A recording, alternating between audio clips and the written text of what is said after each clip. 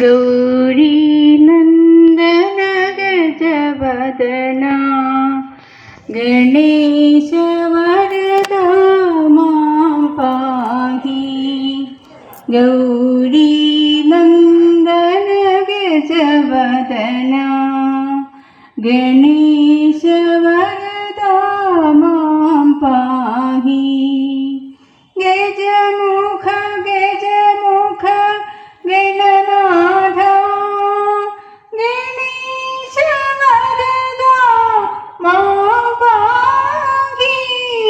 ഗജാനന ഗജാനന ഗജാനന ഹേരംബ ഗജാനന ഗജാനന ഗജാനന ഗജാനന ഓം ഗജവദന.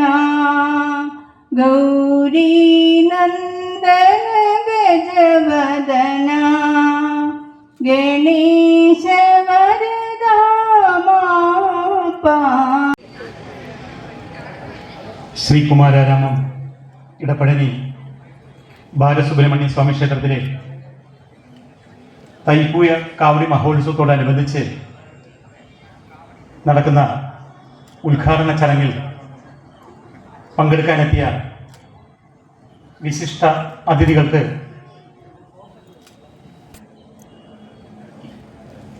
അമ്പലം അതിപുരാതനമായ ഒരു സുബ്രഹ്മണ്യ സ്വാമി ക്ഷേത്രമാണ്. നമ്മളിവിടെ ഇവിടുത്തെ ചരിത്രം പരിശോധിച്ചപ്പോൾ ഇങ്ങനെ പല ബുക്കുകളും ഇവിടെ ഇരിപ്പുണ്ട്. അത് വായിച്ചപ്പോൾ എനിക്ക് മനസ്സിലാക്കാൻ സാധിച്ചത് ഏകദേശം 1000-ഓളം വർഷം പഴക്കമുണ്ട് ഈ അമ്പലത്തിന് എന്നുള്ളതാണ്. അതിന് പ്രധാനപ്പെട്ട ഒരു തെളിവാണ് ഇന്നിവിടെ ആ അമ്പലത്തിന് തെക്ക് വശത്തായിട്ട് സപ്തമാതൃക്കളുടെ കല്ല് കിടപ്പുണ്ട്. അപ്പൊ അതില് കല്ല് എല്ലാം തേഞ്ഞ് ഏകദേശം 500 കൂടുതൽ വർഷത്തിന്റെ പഴക്കം ആ കല്ല് കാണുമ്പോൾ തന്നെ അറിയാൻ സാധിക്കും. അപ്പൊ എന്തായാലും പിന്നെ കൂടുതൽ വായിച്ചപ്പോൾ അറിയാൻ സാധിച്ചത് ജഗതി ശ്രീകൃഷ്ണ സ്വാമി ക്ഷേത്രവും പാങ്ങോട് ശ്രീധർമ്മശാസ്താ ക്ഷേത്രം, ശാസ്തമംഗലം ശ്രീ മഹാദേവ ക്ഷേത്രം, ഈ 3 അമ്പലവുമായിട്ട് ബന്ധപ്പെട്ട ഒരു ക്ഷേത്രമായിരുന്നു ഇത്. അതായത് മുൻകാലത്ത് കൂപക്കര മഠം പത്മനാഭസ്വാമി ക്ഷേത്രത്തിന്റെ എട്ടരയോഗത്തിൽപ്പെട്ട കൂപക്കര മഠത്തിന്റെ അമ്പലങ്ങളായിരുന്നു ഈ 4 അമ്പലങ്ങളും. അത് നമ്മുടെ കല്ലിന്റെ ആ സ്ട്രക്ചർ നോക്കുമ്പോൾ അറിയാൻ സാധിക്കും. അപ്പൊ അന്ന് ജഗതി ശ്രീകൃഷ്ണസ്വാമി ക്ഷേത്രത്തിൽ നിന്ന് ആന പുറത്ത് എഴുന്നള്ളി പാങ്ങോട് ക്ഷേത്രത്തിൽ വന്നും ശ്രീ സുബ്രഹ്മണ്യ സ്വാമി ക്ഷേത്രത്തിൽ വന്നതിന് ശേഷം പൈപ്പമൂട് ശിവൻകോവിൽ പോകുന്നതായിട്ടാണ് ആ രേഖയിൽ പറഞ്ഞിട്ടുള്ളത്. അപ്പൊ എന്തോ കാലക്രമേണ എനിക്ക് തോന്നുന്നത് ഈ അമ്പലം ആദ്യം ഇടിഞ്ഞാണ്. കാരണം നദിയും ഇതെല്ലാം അടുത്തുള്ളതുകൊണ്ട് ചിലപ്പം പ്രകൃതി ദുരന്തം കാരണം അങ്ങനെ മൺമറിഞ്ഞതിന് ശേഷം രണ്ടാമത് വീണ്ടും പുനർനിർമ്മിച്ചതാണ് നമ്മുടെ ഇന്ന് കാണുന്ന അമ്പലം. അപ്പൊ തീർച്ചയായിട്ടും അതിപുരാതനമായ ഒരു സുബ്രഹ്മണ്യ സ്വാമി ക്ഷേത്രമാണ് ഇത് എന്നതിൽ യാതൊരു സംശയവുമില്ല. നമ്മുടെ ഇന്ന് തൈപ്പൂയ കാവടി നമുക്കറിയാം, ഞായറാഴ്ചയാണ് നമ്മുടെ കാവടി ഘോഷയാത്ര പാങ്ങോട് ശ്രീധർമ്മശാസ്താ ക്ഷേത്രത്തിൽ നിന്ന് ആരംഭിച്ച് ഏകദേശം ഉച്ചയോടുകൂടി കാവടി അഭിഷേകം നടത്തുന്ന രീതിയിലാണ് ക്രമീകരിച്ചിട്ടുള്ളത്. അപ്പൊ ഈ കാവടി ഘോഷയാത്രയിലും ഇപ്പൊ ഇന്ന് തന്നെ നമുക്കിവിടെ പ്രാസാദ ശുദ്ധിയും നാളെ ബിംബശുദ്ധി, ചതുശുദ്ധി, പഞ്ചഗവ്യം ഇങ്ങനെയുള്ള പൂജകൾ 4 ദിവസവും നടക്കുന്നുണ്ട്. കലശപൂജ നടക്കുന്നുണ്ട്. അപ്പൊ ഈ കലശപൂജകളിലും ക്ഷേത്രത്തിൽ നടക്കുന്ന അന്നദാനത്തിലും എല്ലാ ഭക്തജനങ്ങളും പങ്കെടുക്കണം എന്ന് ഞാൻ ഒരിക്കൽ കൂടെ വിനീതമായി അഭ്യർത്ഥിക്കുന്നു. കൂടാതെ നമ്മുടെ അമ്പലം ഇപ്പൊ ഇവിടെ തൊട്ട് പുറകിലായി ഒരു 5.5 സെന്റും ഒരു വീടും വാങ്ങിയിട്ടുണ്ട്. അപ്പൊ ആ വീടിന് കൂപക്കര മഠം എന്നുള്ള പേരാണ് നൽകിയിട്ടുള്ളത്. അപ്പൊ അതിന്റെ പാലുകാച്ചൽ ചടങ്ങ് ഞായറാഴ്ച നടക്കുകയാണ്. അതിനും എല്ലാവരും എത്തിച്ചേരണമെന്ന് വിനീത പുരസ്കാരം അഭ്യർത്ഥിച്ചുകൊണ്ട് ഞാൻ എൻ്റെ കർത്തവ്യത്തിലേക്ക് കിടക്കുന്നു. ആദ്യമായി സ്വാഗതം പറയേണ്ടത് നമ്മുടെ അധ്യക്ഷ സ്ഥാനം അലങ്കരിച്ചിരിക്കുന്ന ശ്രീ വി ടി മധുചേട്ടൻ അവർക്കാണ്. അദ്ദേഹത്തെ കൂടുതൽ പരിചയപ്പെടുത്തേണ്ട കാര്യമില്ല. കാരണം ജഗതി വാർഡ് കൗൺസിലറാണ്, നമ്മുടെ കൗൺസിലറാണ്. നമ്മുടെ ക്ഷേത്രം സ്ഥിതി ചെയ്യുന്നത് ഇപ്പം ജഗതി വാർഡിലാണ്. അങ്ങനെ നമ്മുടെ വാർഡിന്റെ കൗൺസിലറാണ് അദ്ദേഹം. ഇങ്ങനെ ഞാൻ തുടങ്ങിയ നമ്മുടെ ഉത്സവത്തിന്റെ ഒരുക്കങ്ങൾ തുടങ്ങിയ അന്ന് തൊട്ട് തന്നെ ചേട്ടനുമായിട്ട് ഇങ്ങനെ ബന്ധപ്പെട്ടുകൊണ്ടിരിക്കുകയാണ് ഓരോ കാര്യങ്ങളും. അപ്പൊ ചേട്ടൻ തീർച്ചയായിട്ടും നമ്മളിൽ ഒരാളാണ്. എന്നാലും ഔപചാരികതയുടെ പേരിൽ ഞാൻ ചേട്ടനെ ഈ ഉദ്ഘാടന കർമ്മത്തിലേക്ക് ഹാർദവമായി സ്വാഗതം ചെയ്യുന്നു. അടുത്തതായി നമ്മുടെ ഉദ്ഘാടനം നിർവഹിക്കാൻ എത്തിയിരിക്കുന്ന നമുക്കെല്ലാം നമ്മുടെ നാട്ടുകാരിയും നമുക്കെല്ലാം അഭിമാനമായ ശാസ്തമംഗലത്തിന്റെ വാർഡ് കൗൺസിലറായ ശ്രീമതി ശ്രീലേഖ IPS അവർകൾക്കാണ്. മേഡത്തിനെ കുറിച്ച് പറയുകയാണെങ്കിൽ നമുക്കറിയാം, കേരള സംസ്ഥാനത്തെ ആദ്യത്തെ വനിതാ IPS, ആദ്യത്തെ വനിതാ DGP, കൂടാതെ തന്നെ കുറേയധികം ചെറുകഥകളും നോവലുകളും ഒക്കെ എഴുതിയിട്ടുണ്ട് മേഡം. എന്നാണ് ചെറുകഥാകൃത്തം എന്നൊക്കെയാണ് എനിക്ക് അറിയാൻ സാധിച്ചത്. എന്തായാലും മേഡത്തെ ഹാർദവമായി ഈ വേദിയിലേക്ക് സ്വാഗതം ചെയ്തുകൊള്ളു. അടുത്തതായി ഞാൻ ഒരു മഹത് വ്യക്തിയാണ് ഞാൻ നിങ്ങൾക്ക് പരിചയപ്പെടുത്തുന്നത്.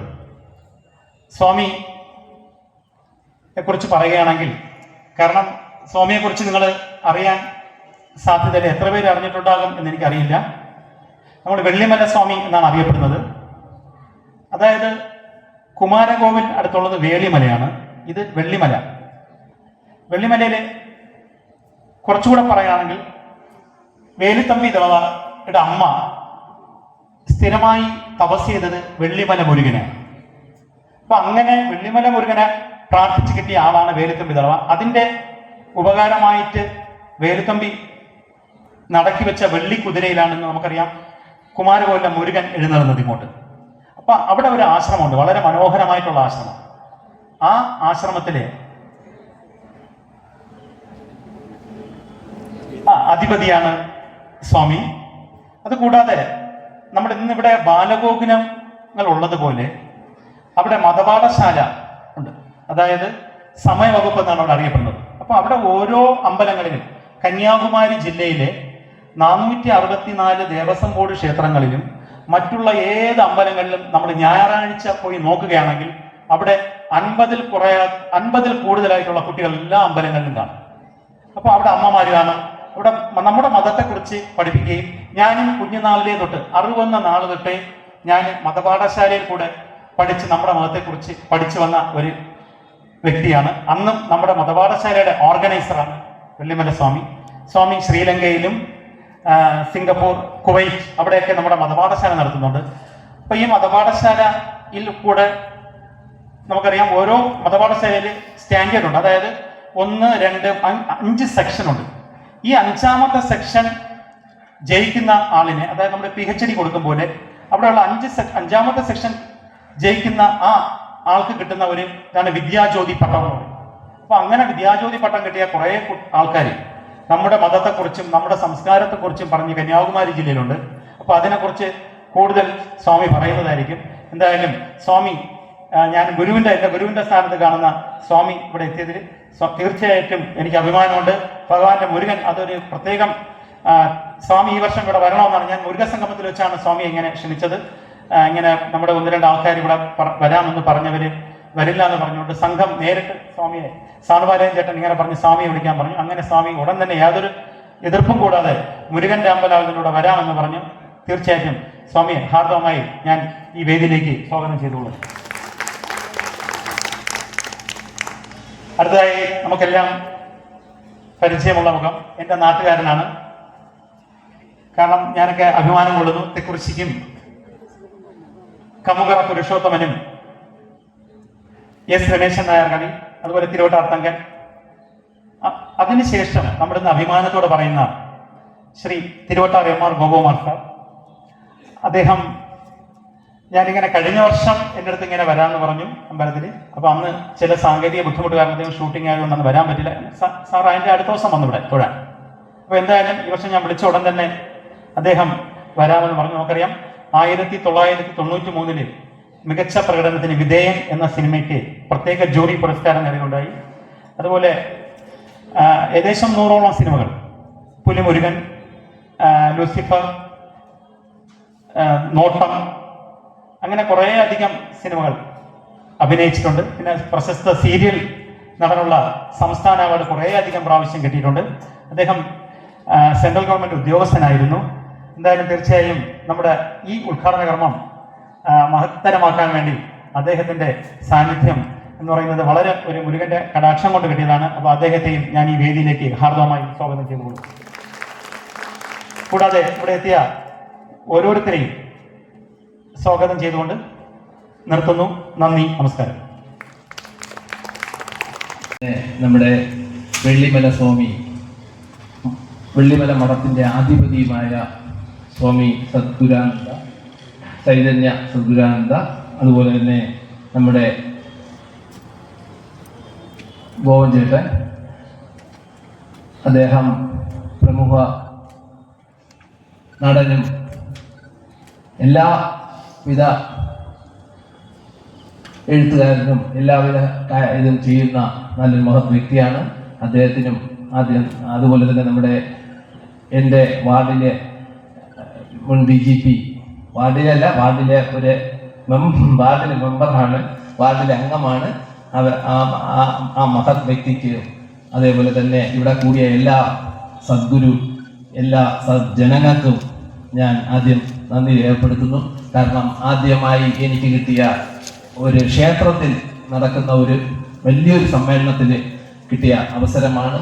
അതുപോലെ തന്നെ ഈ ഭാഗം നമ്മുടെ കൊച്ചാറിൻ്റെ ഈ വശം, ഇവിടെ മരുതൻകുഴിക്ക് ഇപ്പുറം വരെ ഈ നമ്മുടെ ജഗതി വാളിനോട് ചേർത്ത് നമ്മുടെ കഴിഞ്ഞ സർക്കാർ ചേർത്ത് പ്രഖ്യാപിക്കുകയും നമ്മുടെ പല ഭാഗങ്ങൾ തൈക്കാട് വാളിനോട്ട് പോവുകയും ആ ഒരു അവസരം വന്നതിൻ്റെ പുറത്ത് ഈ സ്ഥലത്ത് എനിക്ക് മത്സരിക്കുവാൻ കഴിയുകയും ഈ ഭാഗത്തെ ജനങ്ങൾ നല്ല രീതിയിൽ വോട്ട് തന്നെ അനുഗ്രഹിക്കുകയും ചെയ്തു.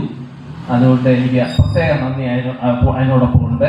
അതുപോലെ തന്നെ ഈ ക്ഷേത്രം, പണ്ട് ഞാൻ ഈ ക്ഷേത്ര ഭൂമിയിൽ സംഘശാഖ നടക്കുമ്പോൾ വന്നിട്ടുണ്ട്. അന്ന് ശാഖ വൈകുന്നേരം രാത്രി ശാഖയായിരുന്നു.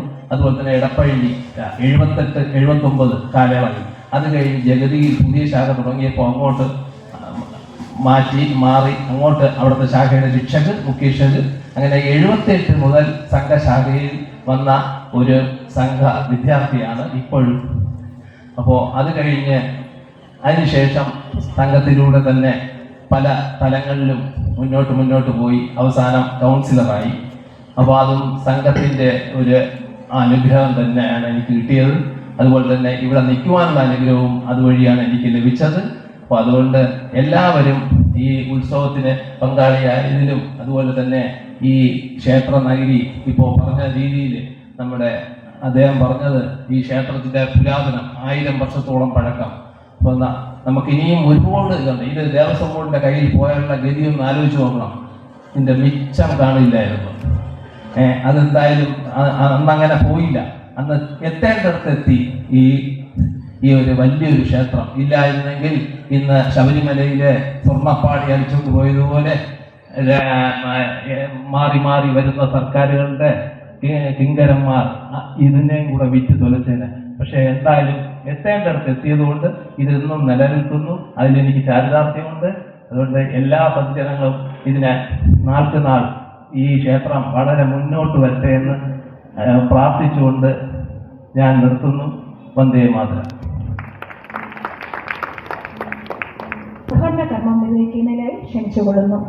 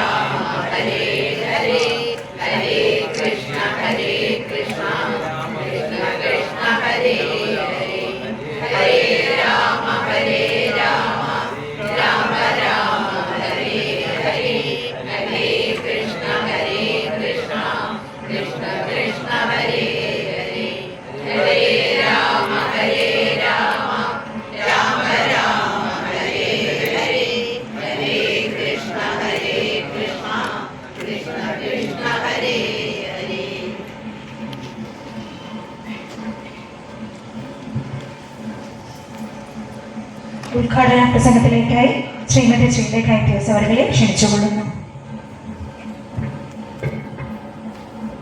യോഗ അധ്യക്ഷൻ Jagathy ward councillor Shri PT മധു, ബഹുമാനപ്പെട്ട വെള്ളിമലൈ സ്വാമി നമസ്തേ, പ്രിയപ്പെട്ട ശ്രീ MR ഗോപകുമാർ അനുഗ്രഹീത കലാകാരനാണ്, വളരെയധികം എനിക്ക് ബഹുമാനമുള്ള ഒരു വ്യക്തിയാണ്. ഇവിടെ സ്വാഗതം പ്രസംഗം പറഞ്ഞ ഗോപകുമാർ തുടങ്ങിയിരിക്കുന്ന എല്ലാ ക്ഷേത്ര കമ്മിറ്റി ഭാരവാഹികൾക്കും എല്ലാ സഹോദരന്മാർക്കും സുഹൃത്തുക്കൾക്കും വളരെ വലിയ ഒരു നമസ്കാരം. ഭഗവാൻ സുബ്രഹ്മണ്യ സ്വാമി നിങ്ങളെല്ലാവരെയും വാരിക്കൂടി അനുഗ്രഹിക്കട്ടെ. വളരെ ചരിത്ര പ്രധാനമായിട്ടുള്ള പുരാതനമായിട്ടുള്ള ക്ഷേത്രമാണ് ഇത് എന്ന് സ്വാഗത പ്രസംഗത്തിൻ്റെ ഇടയിലൂടെ പറഞ്ഞല്ലോ. ഇത് എനിക്കും നിങ്ങളോട് പറയണമെന്ന് ആഗ്രഹമുള്ള ഒരു വ്യക്തിയായിരുന്നു. കാരണം കുംഭക്കര മഠം, എട്ടന യോഗം എന്ന മഹാരാജാവിൻ്റെ ഏറ്റവും വിശ്വസ്തരായിട്ടുള്ള ഒരു ബ്രാഹ്മണ കുടുംബമാണ്. അതിനോട് ചേർന്ന് നിൽക്കുന്ന ഒരു നായർ കുടുംബമായ പഴയ ദിവാൻ പേഷ്കാരായിരുന്ന കപ്പാഴം രാമൻപിള്ള എന്ന് പറയുന്ന ഒരു അപ്പൂപ്പൻ എൻ്റെ അമ്മയുടെ വലിയ അപ്പൂപ്പനായിരുന്നു. ആ ഒരു കുടുംബത്തിലെ അംഗമാണ് ഞാൻ. കേട്ട കഥ അനുസരിച്ച് ഇവിടം എന്ന് പറയുന്നത് കൈലാസത്തിന് സമമാണ്. കൈലാസം എന്ന് പറയുന്ന ശിവൻ ഇരിക്കുന്ന പുണ്യഭൂമിയുടെ, അത് നമ്മുടെ പഴയ കൗൺസിലർ ശ്രീ മധുസൂദനൻ അദ്ദേഹം പറയാറുണ്ട്, ശാസ്ത്രമംഗലം എന്ന് പറയുന്നത് കൈലാസമാണ്. ശരിക്കും ശാസ്ത്രമംഗലമല്ല, ഈ മുഴുവൻ പ്രദേശവും കൈലാസമാണ്.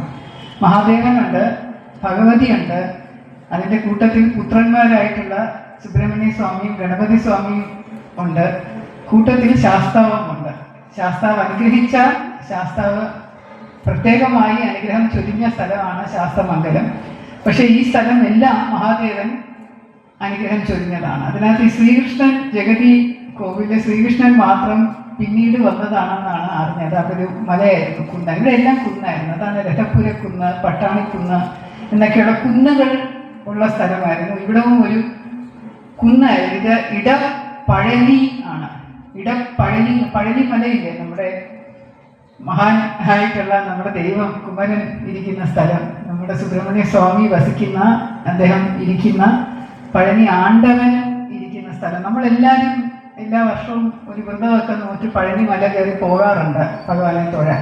പലപ്പോഴും നമ്മൾ പോകാറുണ്ട്. അപ്പം അവിടെ പഴനിയിൽ കഷ്ടപ്പെട്ട് പോകേണ്ട കാര്യമില്ല, ഇവിടെ വന്നാലും മതി എന്നാണ് ഐതിഹ്യം പറയുന്നത്. പലപ്പോഴും ഞാൻ കേട്ടിട്ടുണ്ട്, ശബരിമലയിലേക്ക് പോകാൻ മാല കെട്ടി ഒരുപാട് കഷ്ടപ്പെട്ട് മല വരെ കയറാൻ പോയിട്ട് പലപ്പോഴും ഈ അടുത്ത കാലത്ത് പോകാൻ പറ്റാത്തവർ പറയും, പൊന്ന് അയ്യപ്പ, എനിക്ക് ശബരിമല കയറാൻ പറ്റില്ലെങ്കിൽ ഞാൻ തൈക്കാട് ശാസ്താംകോവിലിൽ പോയി തൊഴുതോളാമേ എന്ന് പറയുന്നത് ഇടയ്ക്ക് കേട്ടിട്ടുണ്ട്. കാരണം ചില സമയത്ത് വാർദ്ധക്യം കാരണം, ചില ശാരീരിക അസ്വസ്ഥതകൾ കാരണം, അസുഖം കാരണം പഴനിയിൽ പോകാൻ പറ്റാത്തവർ ഇവിടെ വന്നാലും മതി. കാരണം ഇവിടെ കുമാര ആരാമമാണ്. കുമാരൻ്റെ കളിക്കളം എന്ന് വേണമെങ്കിൽ പറയാം. കളിച്ച് നടക്കുന്ന തോട്ടം, പൂന്തോട്ടം. ബാലമുരുകൻ നല്ല സന്തോഷത്തോടു കൂടി, വളരെ ചൈതന്യത്തോടു കൂടി ഇരിക്കുന്ന സ്ഥലമാണ്. നമ്മുടെ താരകാസുര വധമൊക്കെ കഴിഞ്ഞ ശേഷം വേലൊക്കെ ഏന്തി ഇരിക്കുന്ന ഒരു കളിക്കാൻ വന്നിരിക്കുന്ന ഒരു സ്ഥലം. ഒരു ഇടപ്പഴനി ആണ്, പിന്നീട് ഇടപ്പഴനിയായി മാറിയത്. പറഞ്ഞത് ഇടപ്പഴനിയായി മാറി എന്നാണ് പറയുന്നത്. നമ്മൾ ഭഗവാന്റെ ഏത് ദൈവമാണെങ്കിലും നമ്മൾ മനസ്സുരുകി പ്രാർത്ഥിച്ച് ഭക്തി അർപ്പിച്ച് ഇരുന്ന് കഴിയുമ്പോൾ കിട്ടുന്ന ഒരു ശാന്തിയും സമാധാനവും ഉണ്ടല്ലോ. അത് ചില സ്ഥലങ്ങളിൽ വളരെ തീവ്രമായി തോന്നുന്നത് അവിടെ ദൈവ സാന്നിധ്യം ഉള്ളത് കൊണ്ടാണെന്ന് നമ്മൾ പറയും. ദൈവ സാന്നിധ്യം കുടികൊള്ളുന്ന സ്ഥലങ്ങളാണ് എല്ലാ അമ്പലങ്ങളും, എല്ലാ ക്ഷേത്രങ്ങളും. അതുകൊണ്ട് തന്നെയാണ് ക്ഷേത്രത്തിൽ പോയി കഴിഞ്ഞാൽ നമ്മൾ അവിടെ കുറച്ച് സമയം ഇരിക്കണം എന്ന് പറയുന്നത്. അവിടെ നിന്ന് പ്രാർത്ഥിച്ചാൽ മാത്രം പോരാ, എവിടെയെങ്കിലും ക്ഷേത്രത്തിന്റെ പരിസരത്ത് ഒരു 2-3 മിനിറ്റ് ഒന്ന് ഇരുന്ന് കൈകൂപ്പി പ്രാർത്ഥിച്ച് കഴിയുമ്പോൾ വല്ലാത്ത ശാന്തിയും സമാധാനവും നമുക്ക് കിട്ടും. അതിൻ്റെ കാരണം അവിടെയൊക്കെ ഒരു ഊർജം നിറഞ്ഞു നിൽപ്പുണ്ട്. എല്ലാ അമ്പലങ്ങളിലും, ഒരമ്പലങ്ങളിലും നമുക്ക്, ക്ഷേത്രങ്ങളിലും നമുക്ക് ഒരു ബുദ്ധിമുട്ട് അല്ലെങ്കിൽ ഒരു വിഷമം അല്ലെങ്കിൽ ഒരു ദുരിതം, യാതന കാണാൻ സാധിക്കില്ല. അവിടെ എപ്പോഴും നിറഞ്ഞു നിൽക്കുന്നത് ശാന്തിയും സമാധാനവും ഭക്തിയും സന്തോഷവും ഒക്കെയാണ്. കാരണം വരുന്നവരൊക്കെ പ്രാർത്ഥിക്കുന്നതും നന്മ വരാൻ വേണ്ടിയിട്ടാണ്, നല്ലത് വരണേ എന്നാണ്. വളരെ അപൂർവം ആൾക്കാർ മാത്രമേ കാണുള്ളൂ ഭഗവാന്റെ മുന്നിൽ വന്ന് ഇന്നയാളെ കൊന്നേക്കണേ, ഇന്നയാളെ ശപിച്ചേക്കണേ ഭഗവാൻ എന്ന് പ്രാർത്ഥിക്കുന്നത്. അവരുടെ മനസ്സ് അത്രയ്ക്ക് മോശമായതുകൊണ്ടായിരിക്കും അവരങ്ങനെ പ്രാർത്ഥിക്കുന്നത്. അങ്ങനെ പ്രാർത്ഥിക്കുന്നവരെ കണ്ടിട്ടുണ്ട്. ചില ക്ഷേത്രങ്ങളിൽ ഇങ്ങനെ തെറിവിളി എന്ന് പറയുന്നത് നടക്കുന്നത് അറിയാം എനിക്ക്. പാട്ടുകൾ കാർത്യായനി ക്ഷേത്രം ചേർത്തലയിലുണ്ട്. നമ്മുടെ കൊടുങ്ങല്ലൂർ അമ്മയുടെ ഭരണിപ്പാട്ട് എന്നൊക്കെ പറയുന്നതും അതൊക്കെ അതിൻ്റെ ഒരു രസമാണ്. അതിൻ്റെ കാരണം ഞാൻ പറഞ്ഞു തരാം. കാരണം അതും കൂടെ ചേർന്നതാണ് ആ ഒരു പൂർണ്ണത എന്ന് പറയുന്നത്. അതുകൊണ്ട് ഈ പൂർണ്ണമായിട്ടുള്ള ഒരു പൂർണ്ണത കിട്ടണമെന്നുണ്ടെങ്കിൽ ക്ഷേത്ര അന്തരീക്ഷത്തിൽ വന്നിരുന്ന് മനസ്സൊരല്പം ശാന്തമായി ധ്യാനിച്ചാൽ നമുക്ക് വളരെയധികം ഈശ്വരൻ ആ സാന്നിധ്യത്തിലേക്കുള്ള വാതിൽ തുറന്നു കിട്ടുമെന്നും അതുവഴി നമ്മുടെ ജീവിതത്തിലേക്ക് സമാധാനവും ശാന്തിയും സന്തോഷവും വരും എന്നുള്ള വിശ്വാസത്തിലാണ് നമ്മളെല്ലാവരും ക്ഷേത്രത്തിൽ പോയി ദർശനം നടത്തുന്നതും പ്രാർത്ഥിക്കുന്നതും എല്ലാം. ഒരൊറ്റ ഉപനിഷത്തിലെ ശ്ലോകം മാത്രം പറഞ്ഞുകൊണ്ട് ഞാൻ നിർത്തുകയാണ്. കാരണം എന്നേക്കാൾ വളരെ നന്നായി പ്രസംഗിക്കാൻ കഴിവുള്ള വ്യക്തികളാണ് വേദിയിലിരിക്കുന്നത്. ഓം പൂർണ്ണമദ പൂർണ്ണമിദം പൂർണ്ണാത് പൂർണ്ണമുദച്യതേ പൂർണ്ണസ്യ പൂർണ്ണമാദായ പൂർണ്ണമേവാവശിഷ്യതേ. ഓം ശാന്തി ശാന്തി ശാന്തി. അർത്ഥം അറിഞ്ഞൂടാത്തവർക്ക് വേണ്ടി പറഞ്ഞു തരികയാണ്. അത് പൂർണ്ണമാണ്, ഇത് പൂർണ്ണമാണ്. പൂർണ്ണതയിൽ നിന്ന് ഉത്ഭവിക്കുന്നതാണ് പൂർണ്ണമായിട്ടുള്ളത്. ആ പൂർണ്ണമായിട്ടുള്ളതിൽ നിന്ന് എല്ലാം എടുത്തു കളഞ്ഞാലും ബാക്കി അവശേഷിക്കുന്നത് പൂർണ്ണമാണ്, പൂർണ്ണതയാണ്. ഏറ്റവും മനോഹരമായിട്ടുള്ള ഒരു ശാന്തി മന്ത്രമാണ് ഇത്. നമ്മൾ പലപ്പോഴും വിഷമം വരുമ്പോൾ, ദുഃഖം വരുമ്പോൾ, ഉദാഹരണത്തിന് കോവിഡിൻ്റെ സമയം നമ്മളൊക്കെ വിചാരിക്കും എന്തുകൊണ്ടാണ് ഇത്ര വലിയ ഒരു അസുഖം വന്ന് നമ്മുടെ പലരുടെയും ജീവൻ, പ്രിയപ്പെട്ടവരുടെ ജീവൻ അപഹരിച്ചു കൊണ്ടുപോയത്. ജീവൻ പോകുന്നവർക്ക് കുഴപ്പമില്ല, പക്ഷെ ബാക്കി നിൽക്കുന്നവർക്ക്, ഒരു കുടുംബനാഥനെ അല്ലെങ്കിൽ ഒരു പ്രിയപ്പെട്ടവരെ നഷ്ടപ്പെടുന്ന കുടുംബാംഗങ്ങൾക്കുള്ള വിഷമം അതെന്തിന് ദൈവം ഉണ്ടാക്കി? എന്തുകൊണ്ടാണ് ഇത്രയധികം യാതന, വിഷമം, വേദന ഒക്കെ സമൂഹത്തിലുള്ളത് എന്ന് ചിന്തിക്കാറുണ്ടോ? എന്തുകൊണ്ടാണ് ചില ജന്മം വളരെയധികം ബുദ്ധിമുട്ടിലൂടെ കടന്നു പോകുന്നത്? ചിലപ്പോൾ നമ്മുടെ തന്നെ ജീവിതത്തിൽ വളരെയധികം വിഷമം വരുന്നത് എന്തുകൊണ്ടാണ്? ഇതെല്ലാം പൂർണ്ണതയുടെ ഭാഗമാണ്, പൂർണ്ണതയുടെ വശങ്ങളാണ്. പൂർണ്ണം എന്ന് പറയുന്നത് ഇതെല്ലാം ഉൾക്കൊണ്ടുകൊണ്ട് നിൽക്കുന്ന കാര്യമായതുകൊണ്ടാണ് ഈ പൂർണ്ണത എന്ന് പറയുന്നതാണ് സർവവും എന്ന് നമുക്ക് മനസ്സിലാക്കണമെന്നുണ്ടെങ്കിൽ ഇതുപോലെ പരിപാവനമായ ക്ഷേത്ര അന്തരീക്ഷത്തിൽ പോയി ക്ഷേത്രത്തിലെ ഭഗവാന്റെ മുന്നിൽ ചെന്ന് മനസ്സ് തുറന്ന് പ്രാർത്ഥിച്ച് പൂർണ്ണമായിട്ടുള്ളതെല്ലാം നമുക്ക് ഉൾക്കൊണ്ടുകൊണ്ട് നമുക്ക് സമാധാനവും സന്തോഷവും മാത്രം സ്വീകരിച്ചുകൊണ്ട് നമ്മുടെ എല്ലാ വിഷമങ്ങളും മാറ്റിവെക്കാൻ ഒരു സാഹചര്യം ഉണ്ടായി വരും. അത് നിങ്ങൾക്ക് എല്ലാവർക്കും വരട്ടെ. ബാലസുബ്രഹ്മണ്യൻ എല്ലാവരെയും വാരിക്കൂടി അനുഗ്രഹിക്കട്ടെ. തൈപ്പൂയ മഹോത്സവം ആഘോഷിക്കുന്ന ഈ ഒരു അവസരത്തിൽ, ഈ വേളയിൽ നമുക്ക് എല്ലാവർക്കും കൂടെ ചേർന്ന് ഭഗവാന്റെ വാഴ്ത്തുപാട്ടുകൾ പാടി ആസ്വദിച്ച് ചിരിച്ച് രസിച്ച് ഉല്ലസിച്ച് കഴിയാമെന്ന് മാത്രം പറഞ്ഞുകൊണ്ട് സന്തോഷത്തോടു കൂടി ഈ ചടങ്ങ് ഞാൻ ഉദ്ഘാടനം ചെയ്യുന്നു. വളരെ നന്ദി. അനുഗ്രഹ വചനങ്ങൾ നമ്മുടെ ജീവിതത്തിൽ ശാന്തിയും ഐശ്വര്യം പകരട്ടെ എന്ന് പ്രാർത്ഥിച്ചുകൊണ്ട് മുഖ്യ പ്രഭാഷണം നടത്തുന്നതിലേക്കായി സംഭൂജ്യ സ്വാമി ചൈതന്യാനന്ദജി അവരുടെ സാദരം ക്ഷണിച്ചുകൊള്ളുന്നു.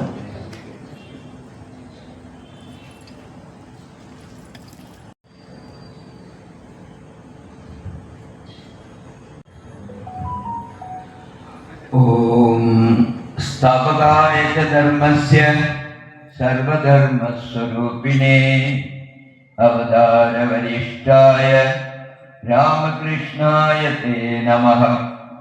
ഗുരുർബ്രഹ്മ ഗുരുർവിഷ്ണു ഗുരുർദേവോ മഹേശ്വര ഗുരുസാക്ഷാൽ പരബ്രഹ്മ തസ്മൈ ശ്രീ ഗുരവേ നമഃ. ഏവർക്കും എൻ്റെ വിനീതമായ കൂട്ടുകൾ. ശരിക്കും മലയാളം പറയാൻ പറ്റുമോ എന്നുള്ള അറിയുന്നില്ല. ഏതെങ്കിലും തെറ്റെടുത്താൽ ക്ഷമിക്കണം.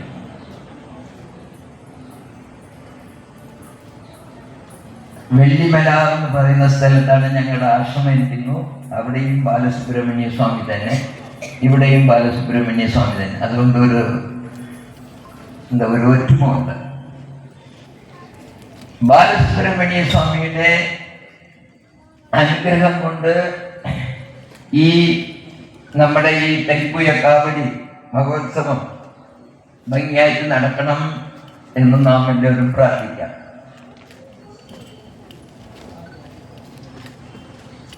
ഇതുപോലെ നമ്മൾ മഹോത്സവങ്ങൾ പലതും നടത്താറുണ്ട്. നമ്മുടെ ഹിന്ദുക്കൾക്ക്, സനാതനികൾക്കുള്ള പ്രശ്നം എന്താന്നുള്ളതിനെ നമുക്ക് കുറച്ച് ചിന്തിക്കണം. എന്താന്ന് വെച്ചാൽ, നമ്മൾ ക്ഷേത്രങ്ങളിൽ വരും, ഭഗവാനെ പൂജിക്കും, ഭജിക്കും, പ്രാർത്ഥിക്കും, അതൊക്കെ ചെയ്യും.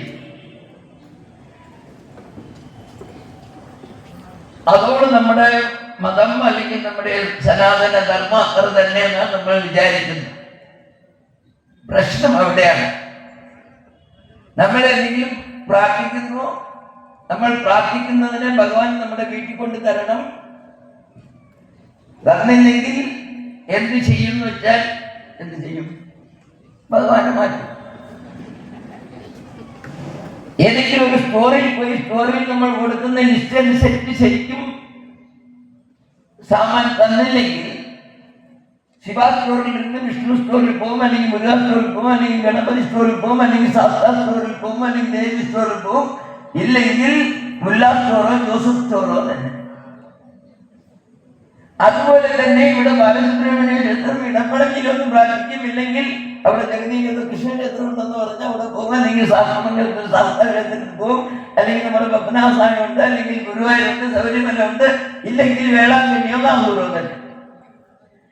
സ്റ്റോറിനെ മാറ്റുന്ന പോലെ നമ്മൾ ദൈവത്തിനെ മാറ്റിക്കൊണ്ടിരിക്കുന്നു. ഇതാ പ്രശ്നം. എന്തുകൊണ്ടെന്ന് വെച്ചാൽ, നമ്മൾ നമ്മുടെ മതത്തിനെ കുറിച്ച്, നമ്മുടെ ധർമ്മത്തിനെ കുറിച്ച്, നമ്മൾ അതിന്റെ തത്വത്തിനെ കുറിച്ച് അറിയാൻ നമുക്ക് ആഗ്രഹമില്ല.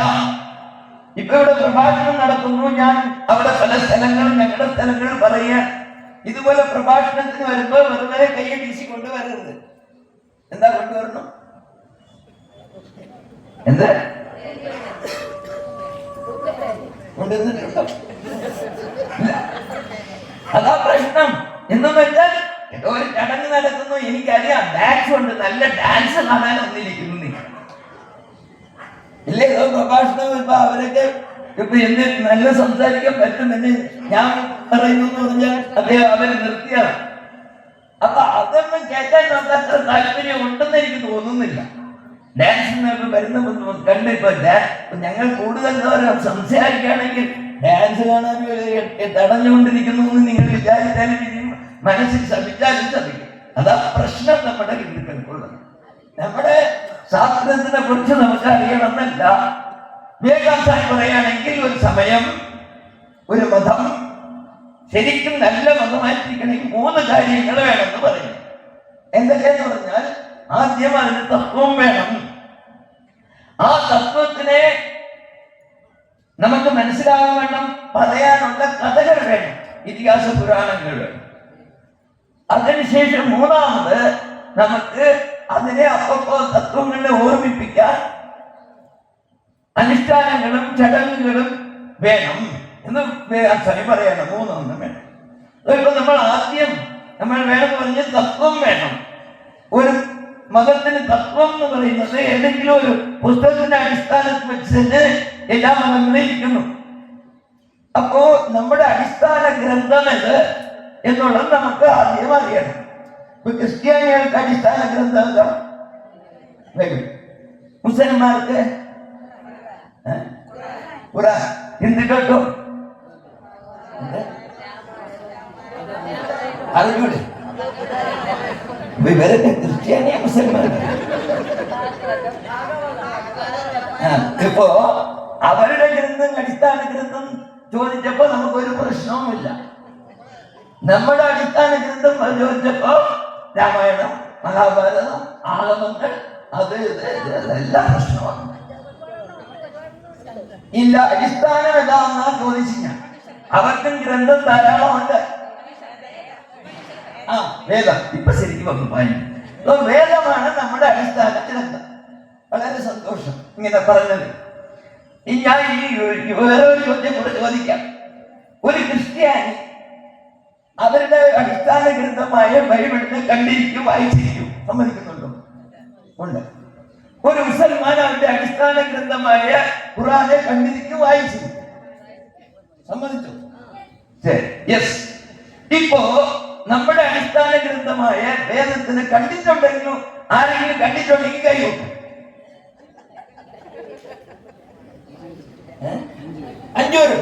5 പേരുണ്ട്. വളരെ സന്തോഷം. ഞങ്ങളുടെ സ്ഥലത്ത് അതുമില്ല. 5 പേരുണ്ട്. വേദത്തിന് എവിടെ എവിടെ എവിടെ വെച്ചാ കണ്ടു? അത് ഞാൻ എവിടെ ഉണ്ടെന്നറിയാം. എവിടെ? കരിക്കൽ ക്ഷേത്രത്തിൽ. ശരി, അപ്പൊ അവിടെ വെച്ച് നമ്മൾ കണ്ടു. പക്ഷെ പഠിച്ചിട്ടുണ്ടോ?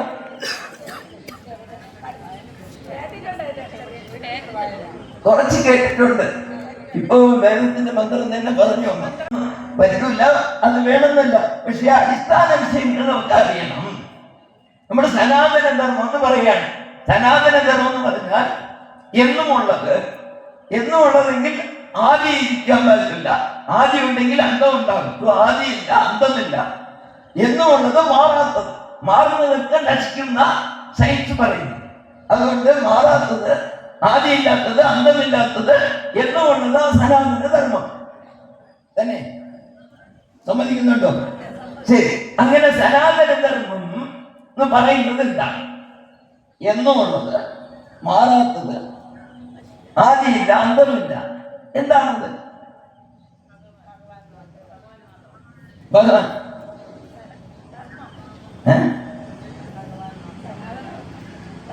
ഇങ്ങനെയൊക്കെ ചോദിക്കുന്ന അറിഞ്ഞാൽ ഡാൻസ് സമയത്ത് വന്നാൽ മതിയായിരുന്നു.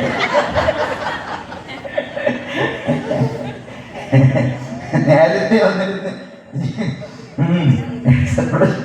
ഇങ്ങനെ ചോദ്യമൊക്കെ ചോദിക്കും. ഇല്ല, നമ്മൾ കുറച്ച് അറിയാതിരുന്നാൽ എല്ലാവരും പറയുന്നു സനാതന ധർമ്മത്തെ ആർക്കും നശിപ്പിക്കാൻ പറ്റൂല. സമ്മതിക്കുന്നുണ്ടോ? തന്നെ? യെസ്. സനാതന ധർമ്മത്തിനെ ആർക്കും നശിപ്പിക്കാൻ പറ്റൂല, ഞാനും സമ്മതിക്കുന്നു. പക്ഷെ സനാതന ധർമ്മം നശിപ്പിക്കാൻ പറ്റൂല എന്ന് നമ്മൾ പറയണമെങ്കിൽ സനാതന ധർമ്മം എന്തെന്നറിയണം. സനാതന ധർമ്മം എന്ന് ഞാൻ വേറെ കൂടുതൽ സംസാരിക്കുന്ന ചുരുക്കമായിട്ട് പറയാം എന്താന്നുള്ള കാര്യം. വിവേകാനന്ദ സ്വാമി അവിടെ അമേരിക്കയിൽ പോയി അവിടെ പ്രസംഗിക്കുമ്പോൾ 3 കാര്യങ്ങൾ പറഞ്ഞു. ധാരാളമുണ്ട്. സനാതന ധർമ്മത്തിന്റെ നശിപ്പിക്കാൻ പറ്റാത്ത തത്വങ്ങൾ ധാരാളമുണ്ട്. പക്ഷെ 3 കാര്യം പ്രധാനമായിട്ട് പറയുന്നു. അത് മാത്രം ഞാൻ ചുരുക്കി പറയാം. എന്നിട്ട് എനിക്ക് 30 മിനിറ്റ് തന്നിട്ടുണ്ട്. അതുകൊണ്ട് 30 മിനിറ്റ് സംസാരിച്ചാൽ അവിടെ എനിക്ക് പണിയെടുക്കുന്നത്. അതുകൊണ്ട് ഞാൻ 3 കാര്യങ്ങൾ പറയാം.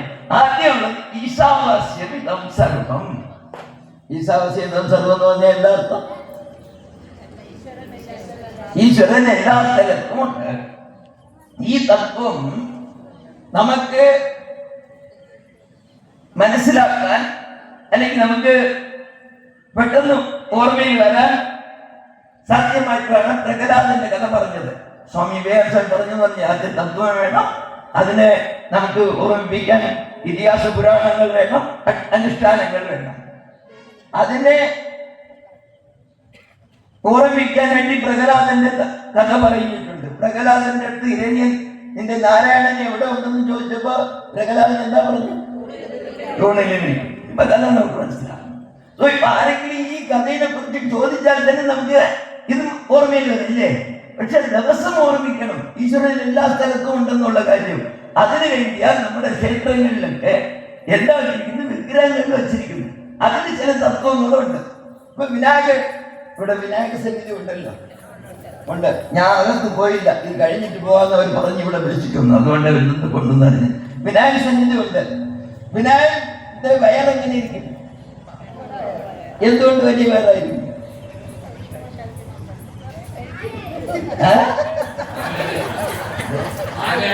ആനയായതുകൊണ്ട് ഇപ്പൊ വിനായകൻ ആനയല്ലേ. ഒരുപാട് മോദനം കളിച്ചു, പ്രശ്നം അവിടെയായിരിക്കുന്നു. ഇപ്പൊ ആരെങ്കിലും ക്രിസ്ത്യാനിയോ മുസൽമാനോ അവർക്ക് അറിയാൻ വേണ്ടി നമ്മുടെ ചോദിക്കുകയാണെങ്കിൽ നമ്മൾ പറയും വിനായകർ വലിയ വേറെ ഉള്ളത് എന്തുകൊണ്ടെന്ന് വെച്ചാൽ മോദനവും ധാരാളം കഴിച്ചു. അത് നമ്മുടെ ഈശ്വരനെ കുറിച്ച് അവരെന്ത് വിചാരിക്കും, എന്ത് വിചാരിക്കും? അടുത്ത് വേറെ ചോദ്യം ചോദിക്കാം. ഇദ്ദേഹത്തിന് വാഹനം എന്താ? എലിയിൽ തന്നെ പോകണം ഇദ്ദേഹം. എലി എത്ര ഇങ്ങനെ പോകുന്നു? അല്ലെങ്കിൽ ഞാൻ നിങ്ങളോട് ചോദിക്കാൻ പോവുകയാണ്. ഞാൻ നിങ്ങളോട് ചോദിക്കാൻ വിചാരിക്കുന്നത് എങ്ങനെ പോകും? എലിയുടെ മുകളിൽ വിനായക പെരുമാൻ കയറിയിരുന്നാൽ എന്താവും?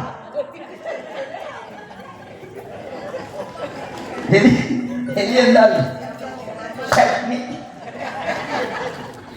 അപ്പോ ആരെങ്കിലും നമ്മൾ ചോദിക്കുമ്പോൾ നമുക്ക് ഉത്തരം പറയാൻ പറ്റുമോ? ഇല്ല. അല്ലെങ്കിൽ ഇതുപോലെ എന്തെങ്കിലും മണ്ടത്തരം പറയാന്ന് വെച്ചാൽ അവരെന്ത് വിചാരിക്കും നമ്മുടെ മതത്തിനെ കുറിച്ച്? ഇങ്ങനെ തന്നെ നമ്മുടെ കേരളത്തിൽ ഇരുന്ന ഒരു കുട്ടി ഡിഗ്രി 3rd ഇയർ പഠിക്കുമ്പോൾ ഹോസ്റ്റലിൽ നിന്ന് അവന് മറ്റു മതത്തെ കുട്ടികൾ പെൺകുട്ടികൾ കേട്ടപ്പോ ഉത്തരം പറയാൻ അറിയാത്തത് കൊണ്ടും മതപരിവർത്തനമായി പിന്നെ അവിടെ പോയിട്ട് തിരിച്ചു വന്നു. കോയമ്പത്തൂരിൽ വരുന്ന അവരൊരു ഇന്റർവ്യൂ കൊടുത്തിട്ടുണ്ട്. എന്റെ പ്രശ്നം വെച്ചാൽ ഞാൻ ഹോസ്റ്റലിൽ നിൽക്കുമ്പോൾ മറ്റു കുട്ടികൾ ചോദിക്കുന്നതിന് എനിക്ക് ഉത്തരം പറയാൻ പറ്റില്ല. പക്ഷെ ഞാൻ അവരുടെ മതത്തിനെ കുറിച്ച് ചോദിച്ചപ്പോ അവർ ശരിക്കും ഉത്തരം പറഞ്ഞു. അതുകൊണ്ട് അവരുടെ മതം നന്നതെന്ന് പറഞ്ഞ് ഞാൻ അവിടെ പോയി പറയും.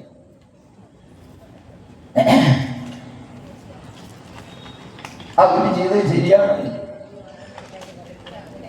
തെറ്റാ? എന്തുകൊണ്ട്?